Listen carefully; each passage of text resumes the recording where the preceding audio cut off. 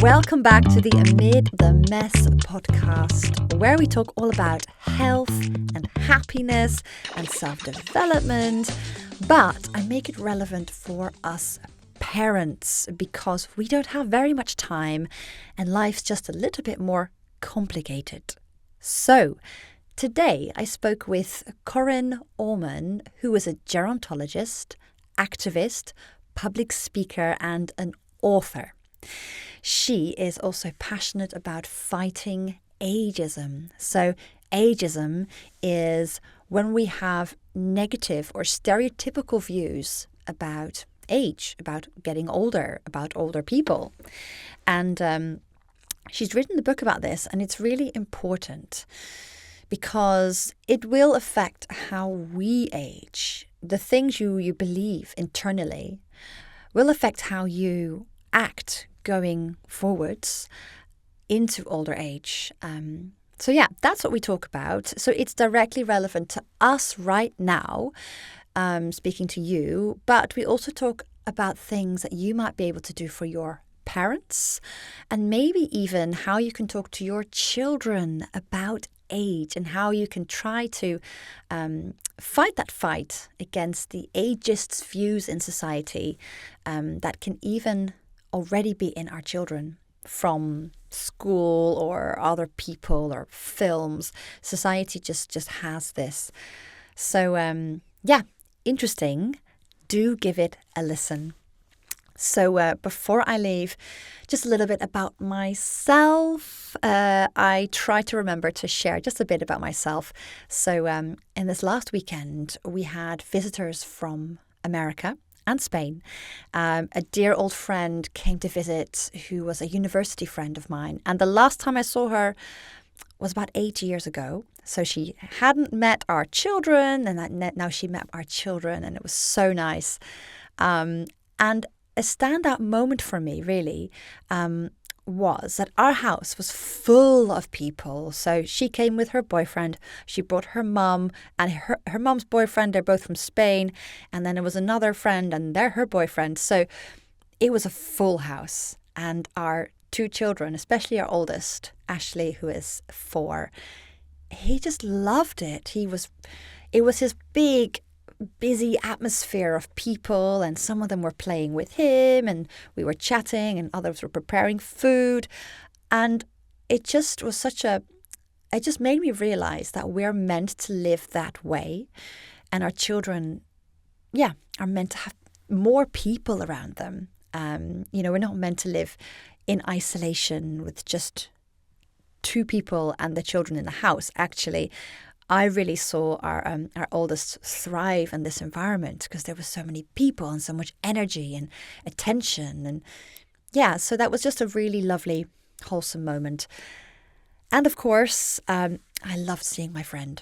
So I don't know about you, but seeing old friends is always a really special moment. So my cup has been filled socially a little bit, which is nice because life with a little baby is sometimes a little isolating.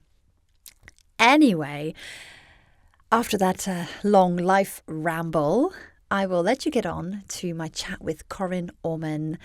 I loved it. And I hope after this you might feel motivated to buy her book. So here is the chat. What's one thing that you wish all people in their late 30s and in their 40s knew about aging?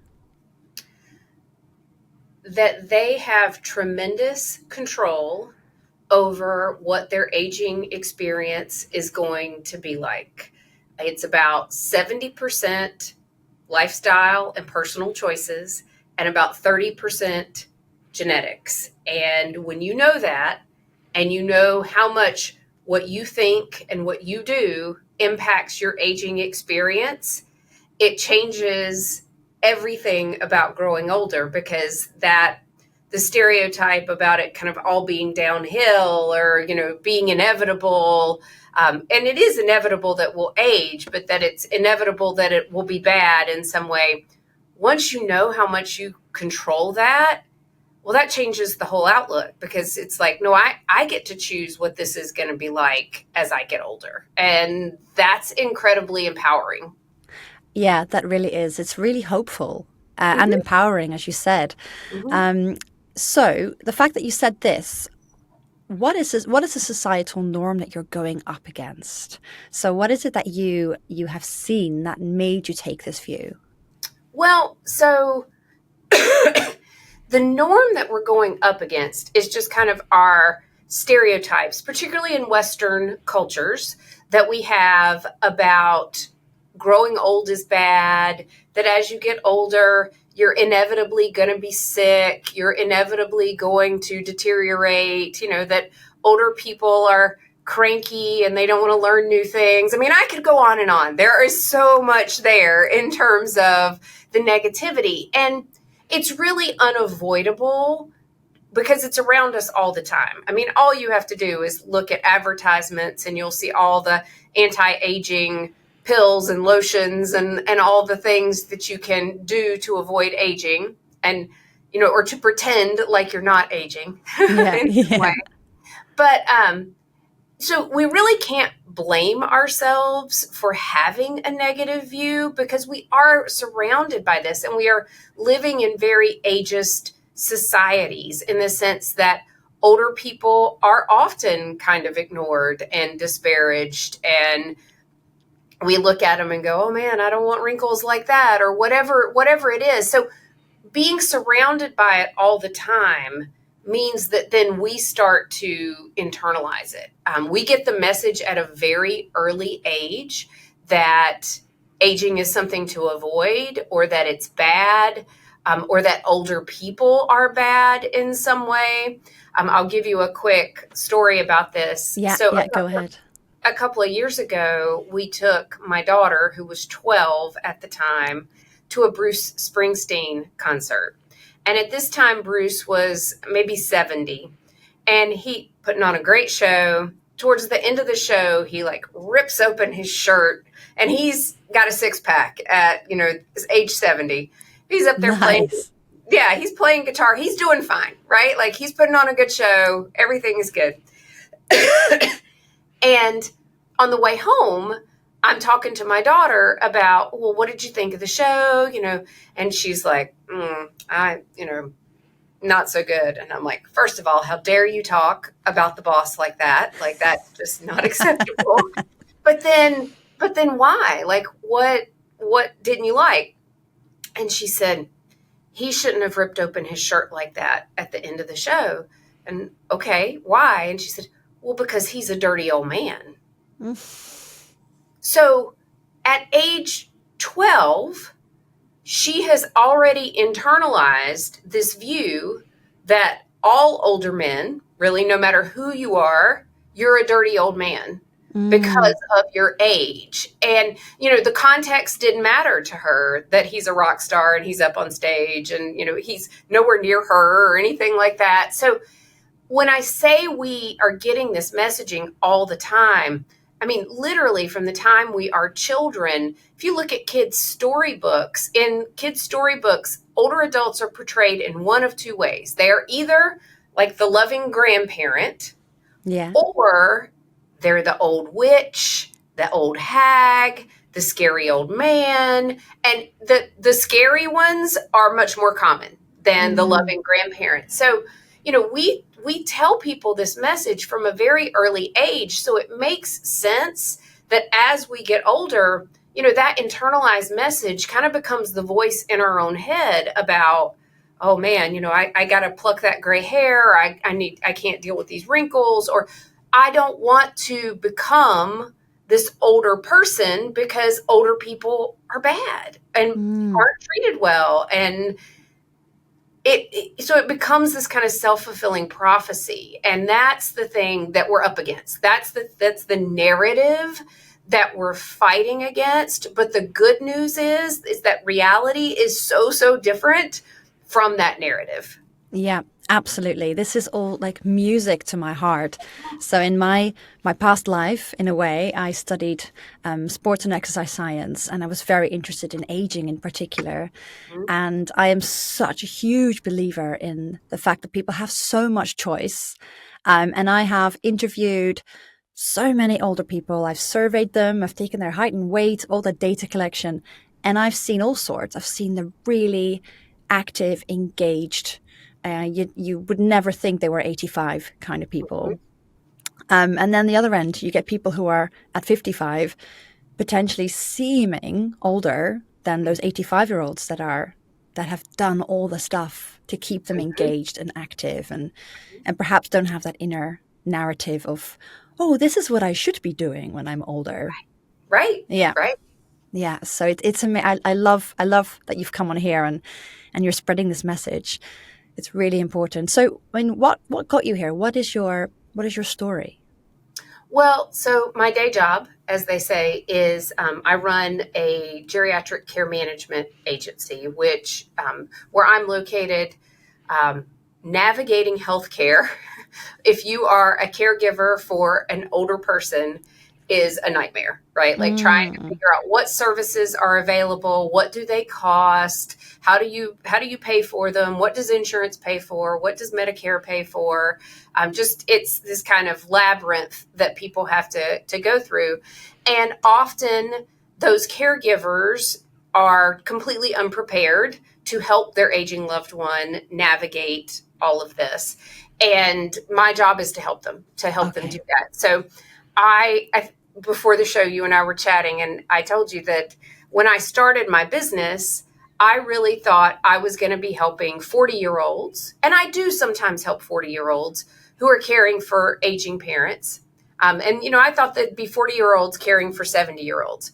But it is much more common that I am working with 70-year-olds who are caring for their 90-something-year-old parents. And that shift really discovering who my demographic was that I needed to serve, and who they are caring for, really opened my eyes to how wrong my perceptions about older adulthood is, right? Yeah. Like when people need care, who are the caregivers, who are the people in the middle of all this? And it that led me to writing the book and kind of and getting into, okay, why do so many people have a really active and engaged and healthy life at 70, and then other people, like you said, at 55 are seeming much older, right? Yeah. They've got different health conditions and things like that. And it's a tremendous amount of choice that Yeah. people are making over the course Yeah. of their lifespan. So that's how I got to here right now. My initial interest in working with older adults came from working with not working with, living next to my grandparents. And, I grew up right next door to them. And when my grandfather passed away, we realized very quickly that my grandmother had dementia much worse than we thought, because he'd been protecting her, right? Like he Oh, had yeah. been taking care of her. But then that meant my mom and her sister almost overnight had to start caregiving. And he passed away when I was in eighth grade. And I didn't, my grandmother didn't pass away until I was a junior at university and in my third year at university. And so watching my mom and her sister kind of go through that journey of, we're trying to care for our mom, we're trying to still raise our children, we're trying to work a full-time job, Yeah. we Tough. don't know what the resources are, they made mistakes along the way. That's what got me interested in the job I do now, kind of that, why isn't there somebody who helps you Yeah. do all this? Yeah. Yeah. Okay. Great. Great. Now, I want to get into. So you said you're so interested in seeing what gets people to 70 and that they are still those really active, Mhm. very high functioning older adults. So maybe we can get into it. So, do you know anything about, there's just lots of science about aging. So, Yeah. what does the science say? Um, And let's think about an audience, so people listening that are in their late 30s or 40s. Mhm. They have young children themselves, but they're like, Mhm. oh, I want to age really well so I can be an amazing grandparent eventually for those that, yet to come. And I don't want my children to have to look after me, at least Yeah. until I'm very, very, very old. So Yeah. let's talk to them. What can we do? So there's all the standard things that I'll just repeat here briefly, in the sense that we all know that we need to eat healthy, that we need to exercise, and those things are super important. Mm, But the thing that I think there are a couple of things I think people don't realize are super important as well. Again, the first one is your own attitude about aging. So there is research on this. Like, this is not me just trying to like paint a pretty picture. Dr. Becca Levy up at the Yale School of Public Health has done decades of research on people's attitudes about aging. And what she finds is that when you have a positive attitude about aging, then you live on average 7.5 years longer than wow. people who have a negative outlook. You have less risk of dementia. You have less risk of cardiovascular disease. You even walk faster when you have a positive attitude about aging. And, we can think about why the attitude might result in all those positive benefits. And, it has to do with, if I'm looking forward to aging, if I'm like, yeah, this is going to be great and I want to do all these things, then I'm probably going to eat better and exercise and Yeah. go to my doctor's appointments and get my screenings and do my financial planning and just all the things, because I'm looking forward to it and thinking, oh, this is going to be fun. And I Yeah. want to be that grandparent. I want to, do these things, versus having this sort of attitude of, well, it's all downhill from here. It's this just aches and pains and all this just comes with age. Like, there's this kind of, there's nothing I can do about it attitude. So that first piece, number one, that you have tremendous control, and that looking forward to it, having the positive attitude, is super important. Yeah. And Well, then, just before you get to the second piece, so that I just want to talk about that as well. So, and I think another mechanism, so it is people planning ahead, but it's also like when you are more positive about aging, you might be more positive about your current aging body. Like, sure. say you were in your like 50s and you're starting to feel a few aches and pains, rather than be like, oh no, I can't go to a CrossFit class because like, oh no, my knees are a bit achy. You're like, no, I can do this. I think that even little micro moments of I can do this, Yeah. that all adds up to eventually more muscle strength, better Mm-hmm. cardiovascular fitness. Mm-hmm. And for example, there's a lady who lives at the end of my road. She's mid 90s and she goes for 6 mile walks, and she's like, oh yeah, every day I walk to town. And I think she's one of those people that just says, well, I'm going to do it. I'm going to try. I can do it. So yeah, I think that attitude, rather than, because the body will ache. I think even now, late 30s, I have aches and pains. Yep. It is going to happen. But if you kind of don't let that stop you doing life. I Mm-hmm. think that's really important, isn't it? As we get Yeah. older. And I think the example you said, about the knee thing, I think that's perfect, because you can see how different people approach that. Is it that I've got knee pain and therefore I can't XYZ, whatever the thing is? Or is it I've got knee pain and I need to strengthen the muscles all around my knee so that I Mm. protect it more? I need to go to physical therapy. I need to do whatever it is to enhance my experience, rather than just kind of say, oh, well, I can't do this, that, or the other. And those are two different sides of the coin. Yeah, exactly. Exactly. I love that. All right. So I interrupted you. What was number two? Well, the other thing that I don't think people put enough um, emphasis on or think about with aging is socialization. One of the key findings, like if you look at like the blue zones, which are the areas where people live the longest, they talk about the nutrition and the things that those people experience. But the other really key thing is that those older people are full members of their community, in the Yeah. sense that they are getting out, they are engaged, they are doing things. They're maybe not working still, but they are really, really actively engaged with their community and with life in general. And that is super important. One of the biggest mistakes people can make is getting to retirement age. And I'm going to put that in quotes because, that's a little different everywhere. And what does that even really mean? But as we get to a point where we might think about retirement, if you retire and then just kind of withdraw from the world, that is terrible for you. It's terrible for your brain because there's so much we get from work. We get intellectual stimulation, we get social interactions. It makes us get out of the house every day or get up and get dressed, all these things. And when that goes away, we have to find those things somewhere else. And so you don't necessarily have to go back to work full time, but you need something that's going to challenge your brain every day. And you need something that's going to make you socially engage with other people. When my mom first retired, she was a school teacher.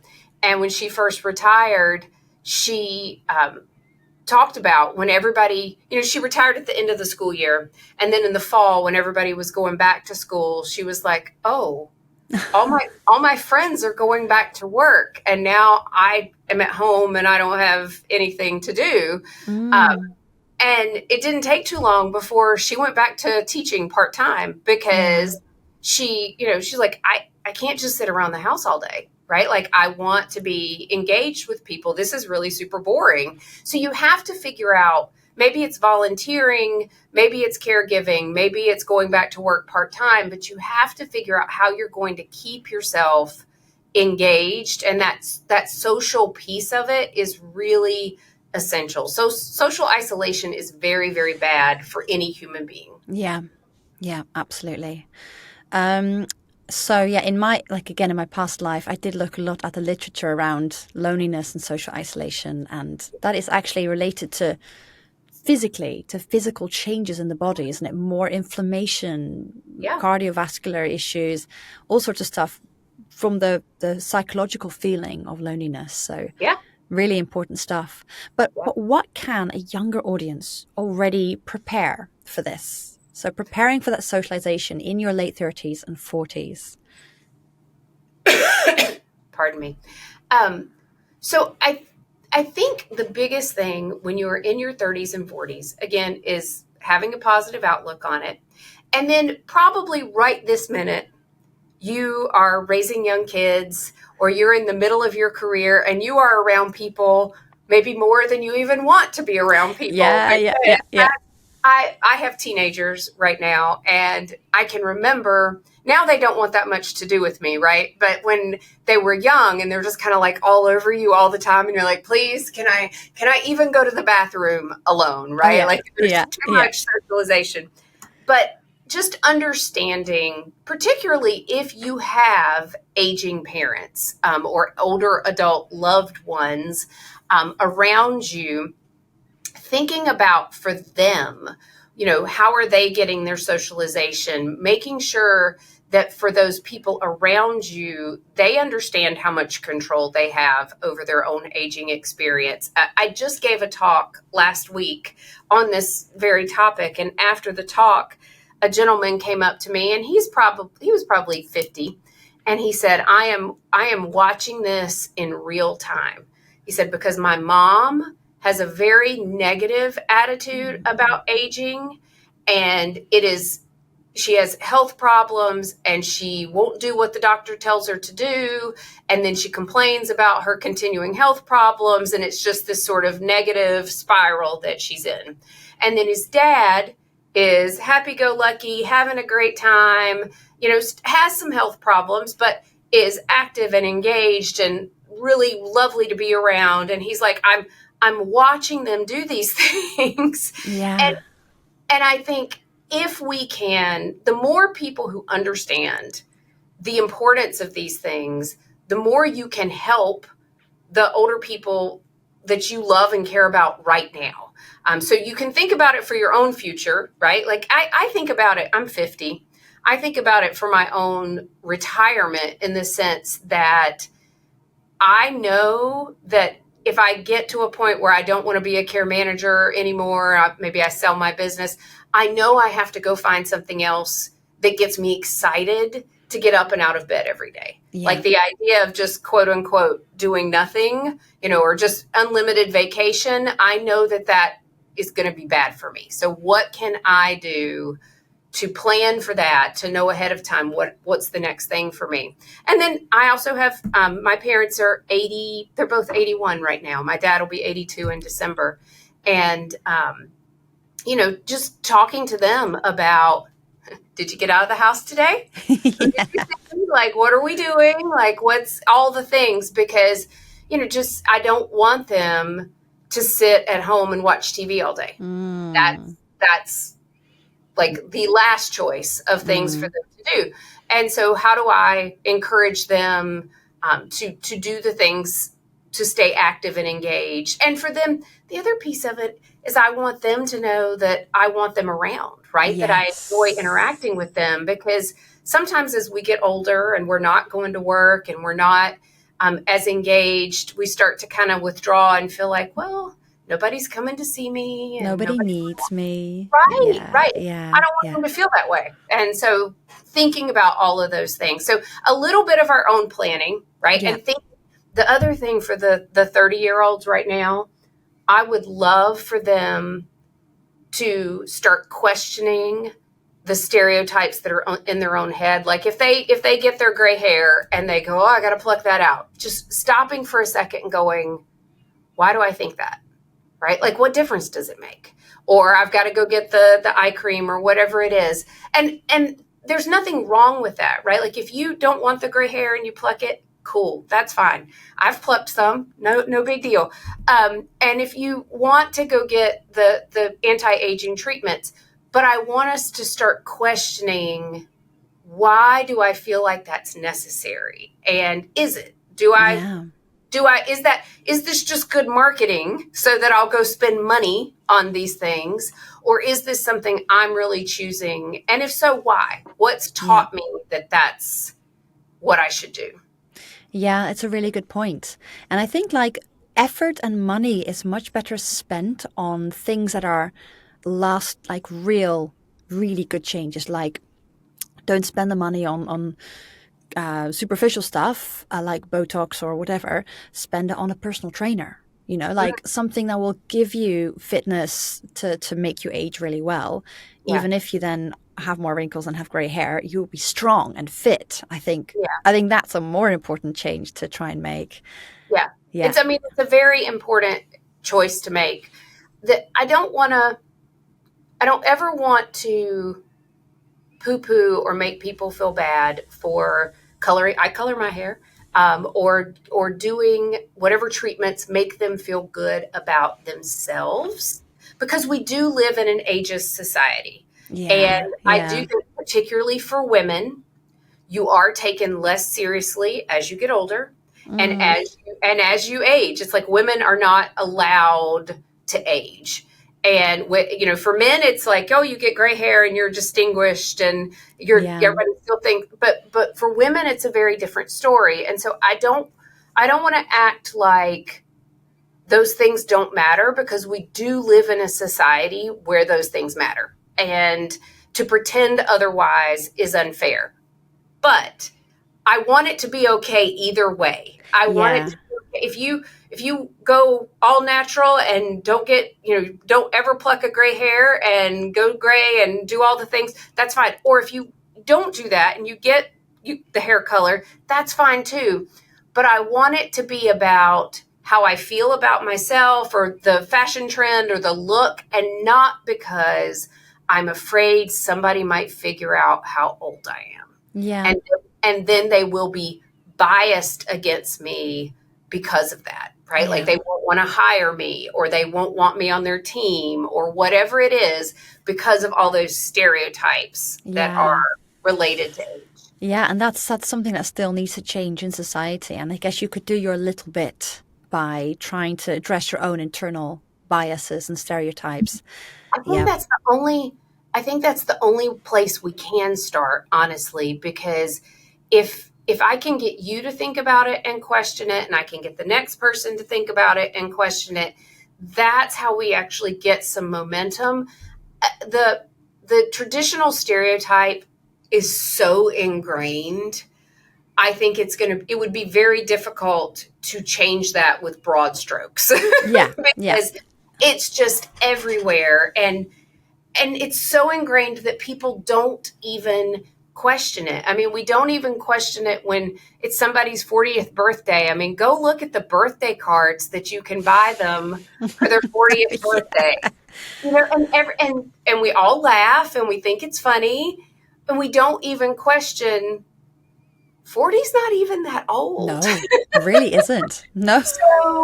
So why are we doing that? Like, Yeah. why is that the birthday card section? It's that kind of stuff that I want people to stop and go, oh, why are we doing that? Right? Like, that's really dumb. Yes. And the thing I love about age is it's so relative. So because like I said, in my past job, I had contact with so many older adults of all ages. And, you know, and also my husband's, there was like a great aunt who reached 102 or something like that. And when you talk to a much, much, much older person, their perspective is so interesting because for them, an 80-year-old is young. Yeah. And like, so she was talking about, yeah, when I was doing that, oh no, but I was so young then. I was only 80, you know? And like, so anyone who reaches like 40, 50, 60, like think about that, like they're still so young compared with other people. It's always relative.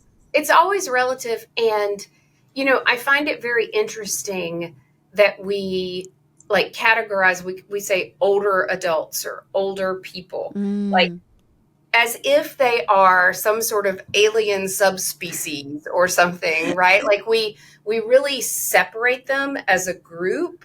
And when do I become an older person, or when do I become an older adult? Is it 50? Like I can get the senior discount at my movie theater now. Is it 60? Is it 65? Is it, you know, and so it's so arbitrary. It's so arbitrary. And if you've met, and they're all individuals, just like you're individuals at 20. In fact, they're probably more diverse because they've had so many different life experiences over all those decades. And so, you know, we talk about older adults like they're kind of this homogenous group. Oh, they're not. No, if you've met one 75-year-old, you've met one 75-year-old. They're very, very diverse. And we talk about them. We say older adults, and we talk about a 65-year-old and a 95-year-old as if they are exactly the same person. And they're like, no, they're really not. And I know in academia, this is constantly a question, like, how do we define it? Because, you know, it's all about definitions.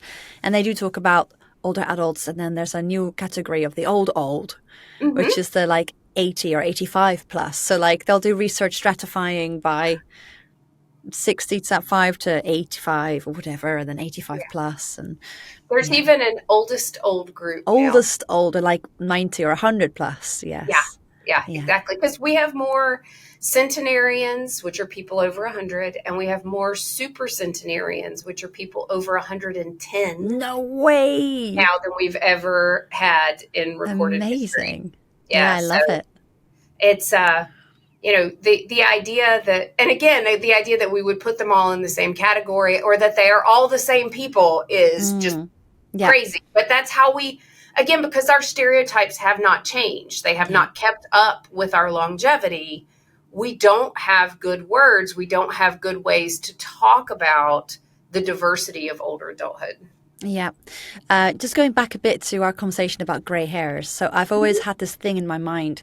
I like doing a lot of yoga. So my physical practice is yoga and a bit of weight training. And I'm a big fan of active aging. Hmm. So I know I'm going to be doing as much exercise and training and yoga as I get older. So my idea is like, I would love to be this like fully grey, but like rocking it strong yogi. And I'll be so proud, like, look, Hmm. like, because you get that, the combination together and people will look at you and be like, whoa, she's completely grey, but whoa, look at what she's doing. That's right. That's right. I think that's a fantastic goal. I would like that goal too, but I'm not practicing my yoga enough right now to do that. And it's Yeah. so funny because, the hair thing is so interesting to me because my mom has her hair is solid white now and it's gorgeous. And I'm salt and pepper and I do still color my hair. And I really want it to just go all gray. Like I think once it goes all gray, I'm all in. It's this in between stage that I'm like, oh, I don't know what to do here, and I don't really Mm. like this, and so it's this sort of struggle. But once I get to the all white, I'm like, ooh, her hair's so pretty. I'm down for that. Yeah. Yeah, absolutely. Um, so let's bring the conversation back a bit to parents. So, what else can we do? So, we're thinking about preparing ourselves for this phase. Mhm. Essentially, stay really positive about aging, eat well, exercise well, socialize, think about what you're going to do with retirement. Don't just go on holidays. But what about our children? Is there a way, like, do you think about how people can talk to their children about aging, or in that way?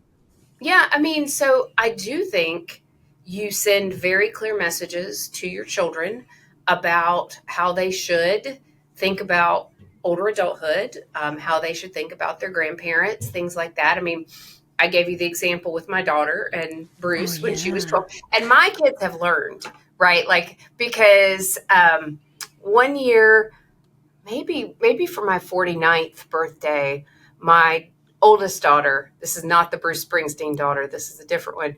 My oldest daughter said, Mom, happy birthday. You don't look 49. And poor thing, I was all over because I was like, what do you mean? What does that mean? I don't look 49. I was like, I am 49. I do look 49. You just don't know what a 49-year-old looks like because you have this stereotype in your head that 49 is so old or it's that this or that. And so I am 49. I look exactly what a 49-year. And you could see her. She's like, I was just trying to give you a compliment. Right. But I do think it's very important messaging, right? Like I want her to understand that saying to me that I don't look 49 isn't really a compliment. It's really ageism Mm, because what you're saying is, I'm sorry you're 49, but I'm going to try to be nice to you and tell you that you look younger than that.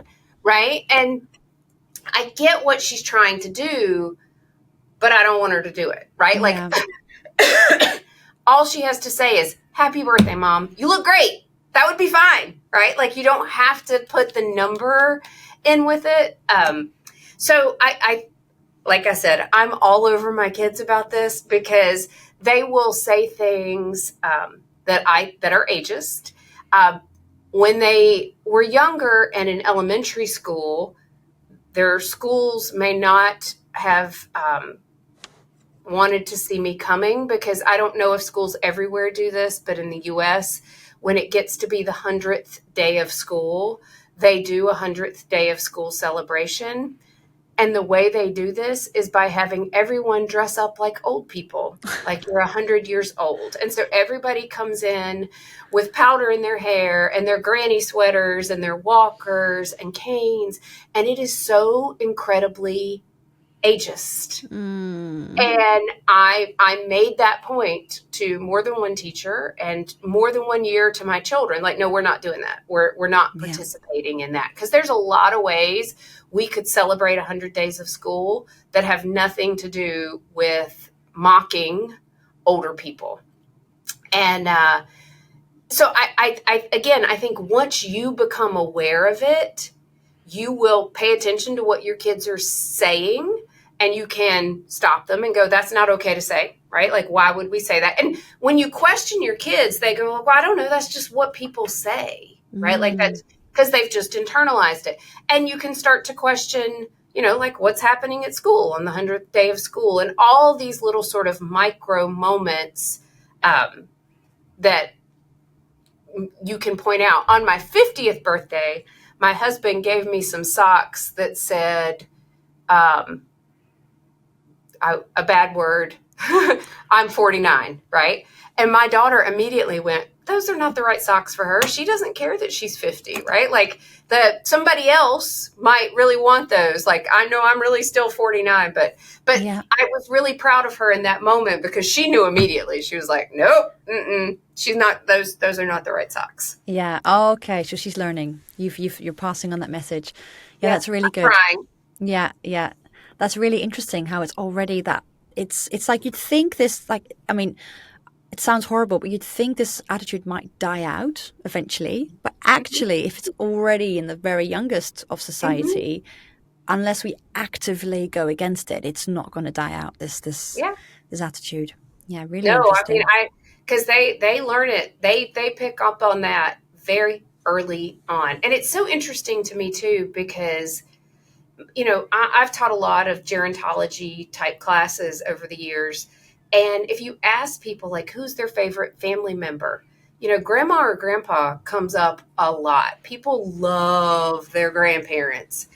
And yet, so it's like we have these immediate older adults that we just adore, but then somehow the greater expanse of older adulthood, they're terrible and they're awful and I don't want to be like them, and they're all the stereotypes. And so it's interesting to me that both things are true, right? Like, I love and adore these older people, but then all the rest of them, no, I don't want anything to do with.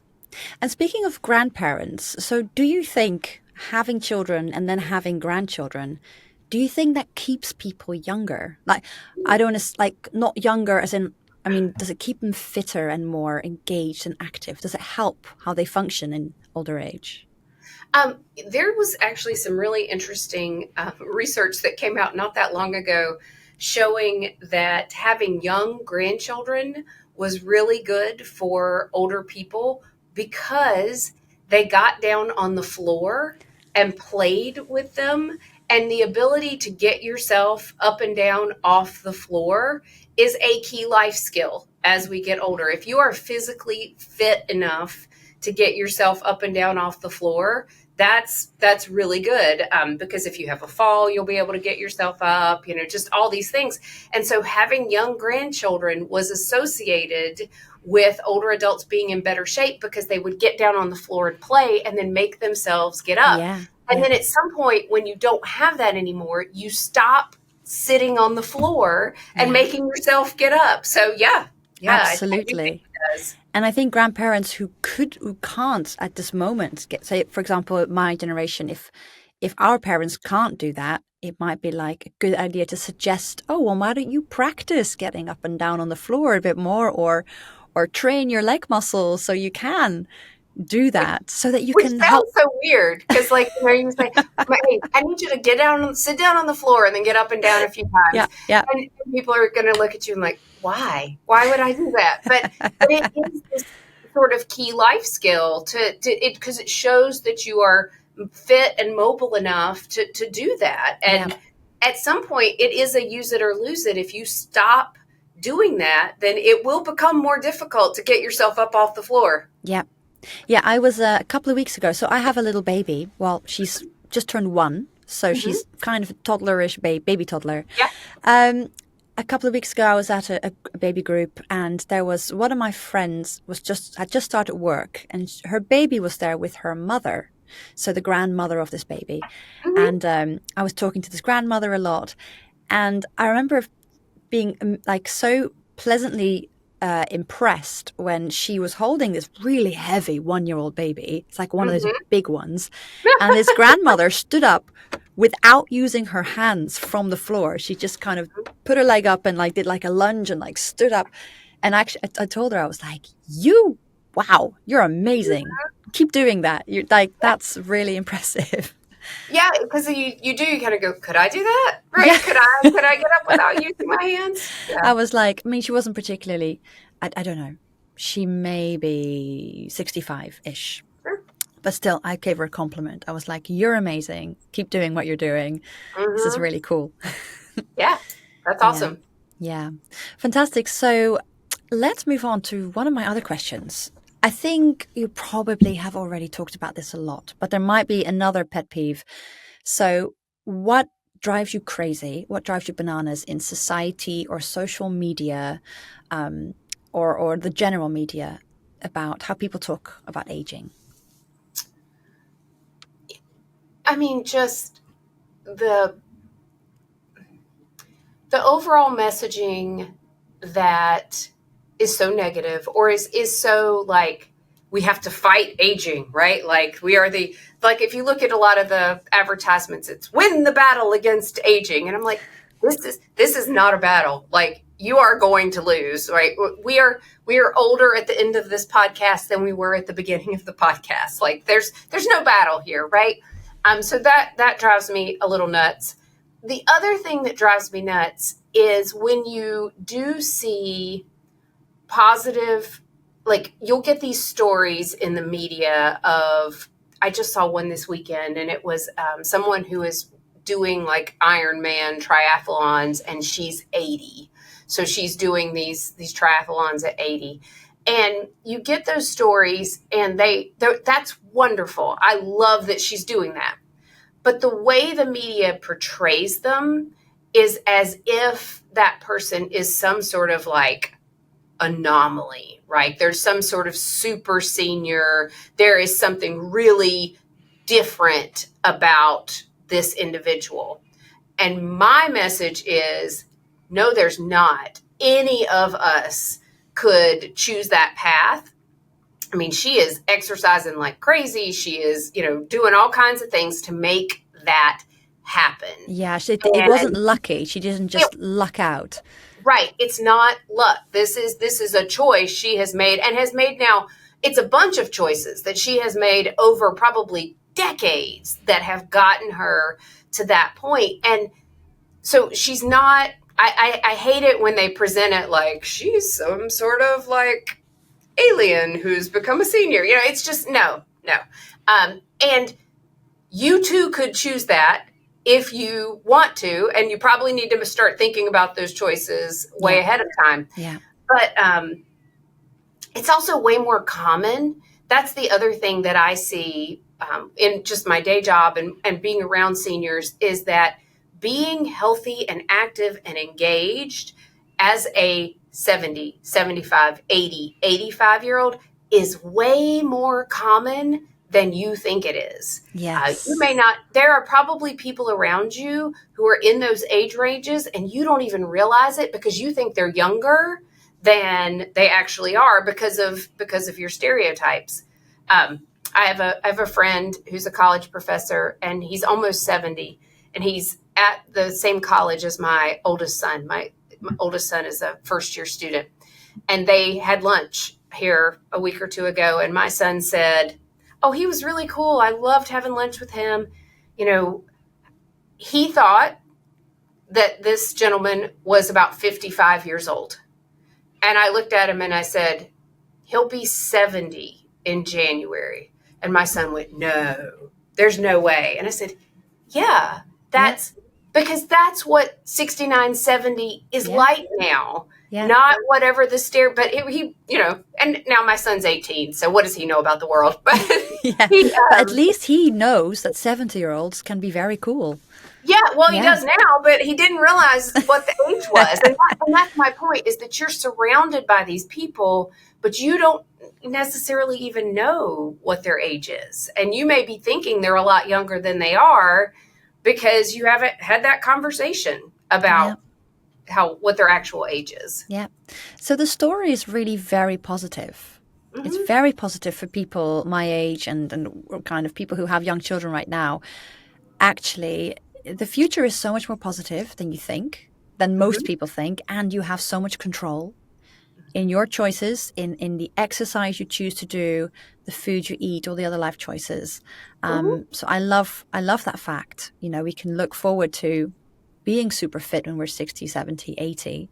And find yourself a mentor, in the sense that look around you and find the older people who you want to be like when you get there. Like the grandma who was getting up off the floor with the heavy 1-year-old, right? That, because find those people and then model your choices after theirs, right? Like how did they get to be that 70-year-old, 80-year-old, whatever it is, and let them be your mentors about how to do it, because there are a lot of them out there to help you find the path.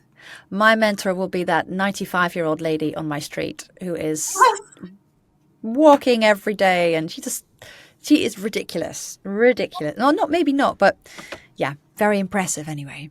Yeah. Yes. I mean, could I do at 50 what she's doing at 95? I could if I make the right choices. It's just every day. Yeah. Fantastic. Well, just another closing question. Well, first of all, why don't you tell the listeners about your book, and why should they buy your book? Sure. So the book is Keenagers, and that's with a K, and it's telling a new story about aging. And it really is trying to get all of us thinking about how to tell a new story, how to reframe how we think about aging, how to prepare to have a great, what I call keenagerhood. And I use keenager instead of older adult or any of those things because I want it to be a positive word. So the definition of keen is highly developed or having a strong interest in something.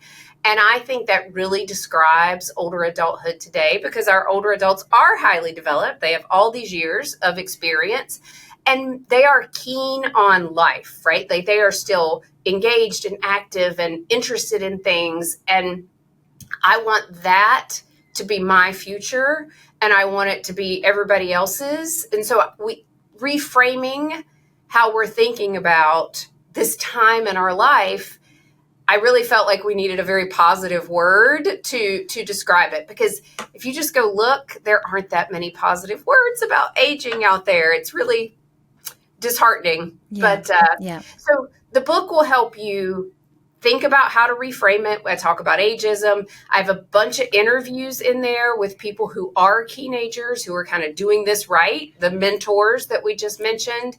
And then there's some practical things about how to prepare, like what are some of the things you need to be thinking about for your future. Yeah, wonderful. Really, really good. It sounds like it's a book I want to get, definitely. And one of the last questions, I ask every guest this on the show, because this show is all about embracing imperfection and doing life amid the mess and the chaos of stuff that happens.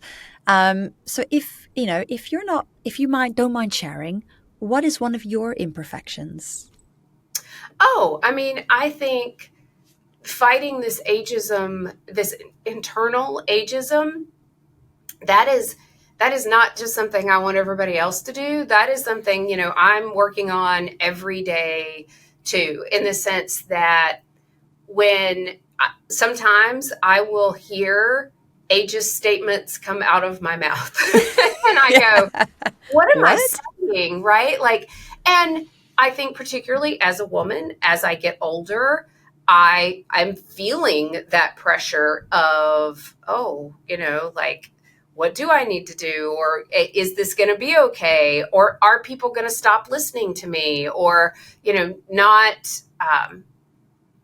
I going to lose my value in the workplace? Like all of these sort of, I'll feel like maybe existential threats are personal. It's not just, professional speak. It's a personal journey too. And that's a mess. It's a mess. I'm not good at it either. But I'm trying every day to get better about it. And I want some other people on the road with me. So come on. I need some allies to go on this journey with me. Fantastic. Thank you. Well, we'll be your allies, definitely. I'm going to be the grey yogi eventually. I love it. Yes. Absolutely. Super. Now, lastly, where can my listeners find out a bit more about you? And if they want to, where can they buy your book? Sure. So the book is available on Amazon, and you can find it and everything else about me, social media links on my website, which is my name, CorinneAuman.com. That is CorinneAuman.com. Perfect. And I will put that in the show notes as well so people can click on it and easily find it. Well, Corinne, so good to chat to you. This is literally like, yeah, it speaks to my heart. It's what I studied back when I was studying, and I'm really passionate about it as well. So thank you so much for spreading this message. It's really important. And yeah, thank you for being an amazing guest. Thanks for having me. I enjoyed it. That was Corinne Auman, everyone. Wow. Well, that topic, it's so important. Yeah, if you've never thought about ageism that way, I hope you really have a good think about it, because it affects all of us. All of us are going to age, and you know, if you want to have a great time aging, you really can. If you put in the work, you put in the healthy habits, the exercise, muscle strength. You know, it's an obvious one, so we didn't talk about it so much. But I'm so passionate about the need to right now build that muscle strength. And then having that positive attitude. You know, you can have fun when you're older. You know, 70-year-olds can be cool. My mother-in-law is 70-something, and she was at a disco in the weekend. It's brilliant. She had a great time, and I was just like, yes, you go for it. You go to that disco. So yeah, let's all be a bit more positive about aging. It's all of us aging. Anyway, so without further ado, that's the end of this week's episode. But before I leave, I just want to ask you a massive favor. Please, if you haven't done so already, give me a little rating and review on if you're listening to this on a podcast app, go ahead and click some of the stars or write a little review. Or if you're listening on YouTube, like and subscribe, all of that jazz. Anything like that would help me increase my, grow my show. So I thank you in advance. But now it's time. So I hope you have a fantastic week, and I'll see you soon.